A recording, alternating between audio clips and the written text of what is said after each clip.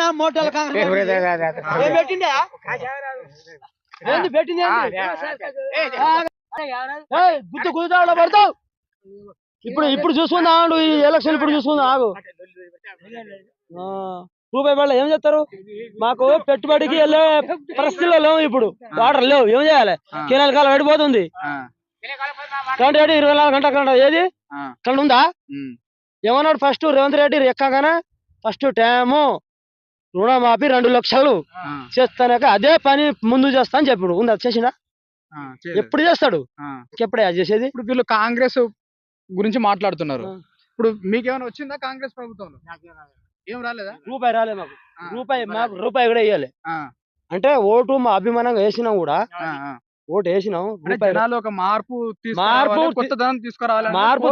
మార్పు తీసుకున్నాం అయితే ఇంత ముందు మాకు పచ్చి టిఆర్ఎస్